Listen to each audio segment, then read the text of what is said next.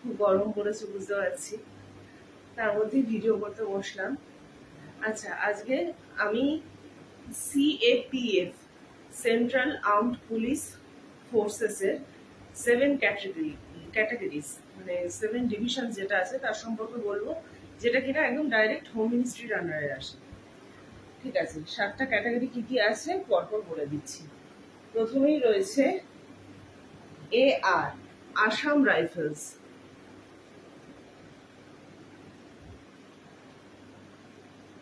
Next আছে BSF, border security force.